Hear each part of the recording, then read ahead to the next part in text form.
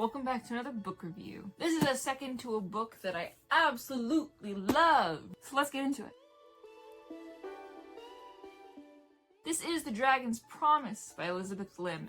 It is the second book to 6 Crimson Cranes, which, if you saw my review for it, it was glowing. I loved it so much. It made me love reading again. Not saying I don't love reading, but it's just, you know, sometimes it feels like a chore when you're reading a book that you're not that into. This took me a minute to get into. I bought it immediately as soon as I finished 6 Crimson Cranes. And as soon as I got home, I was like, yes, I'm excited to read it. And I started reading it and it wasn't quite the same. I still absolutely loved this book.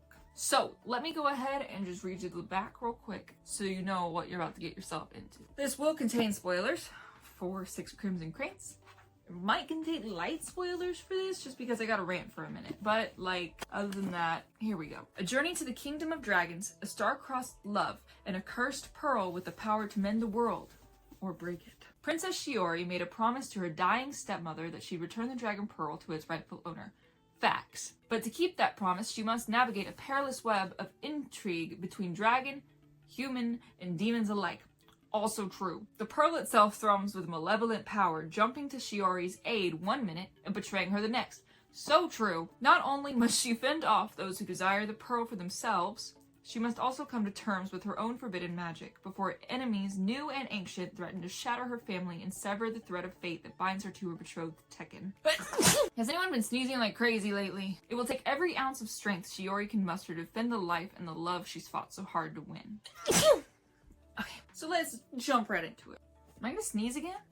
Yes, I am. Okay, good girl. So when we left off for 6 Crimson Cranes, I was so excited because she was going to the dragon area, the dragon lair or whatever. By the way, there's a map. These books, there's a map. Saw my book unboxing, you saw how excited I was for this.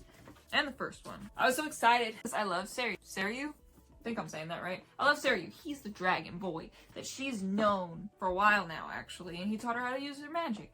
And he saved her from the lake.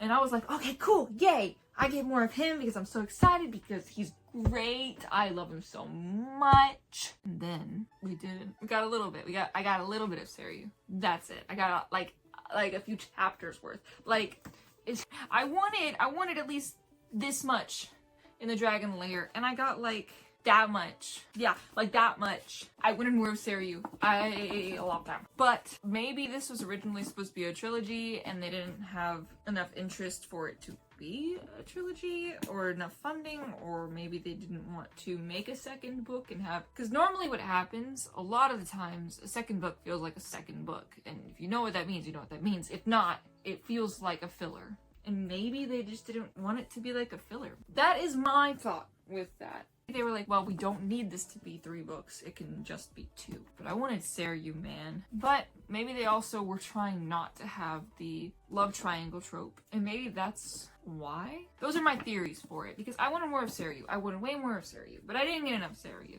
I wanted more Siryu when I didn't. They were even betrothed. She goes to the world of dragons. Dragons are ginormous, by the way. Have way too much power. She has some puzzles that she has to get through. She meets a wizard guy, sorcerer thing. His name's Jen. He spent way too long in the dragon lair because, every certain amount of days is however many months in the real world. And all this, there's time distortion. She gets home, stuff happens. She needs to get the pearl back because she promised and she's not going to break her promise.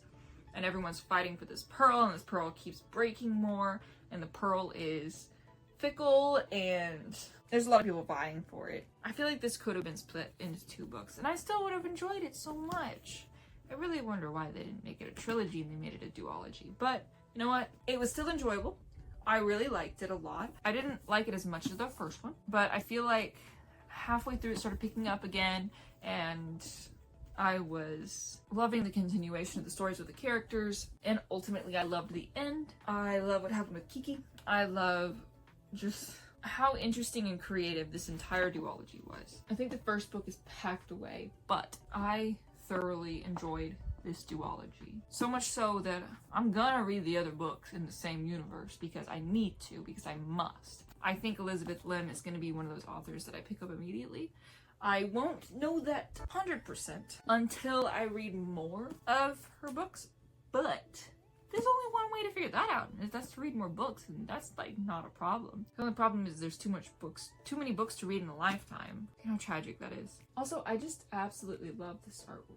The first one had the same kind of artwork too. You can kind of see it on the back, right there. I love the artwork.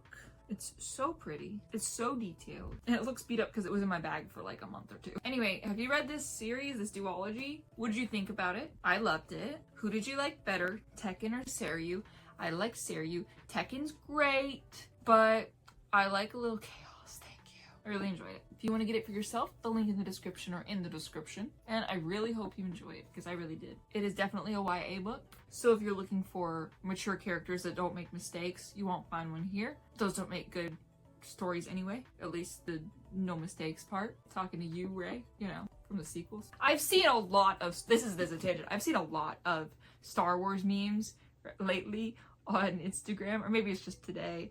And it's just Obi-Wan, every time it comes on the screen, you get the doom, doom, doom. It's great. Anyway, moving on. Check these out. They're great. I really enjoyed them. I'm excited to read more of Elizabeth Lim in the future. And yeah, thank you for watching. I'll see you in the next one.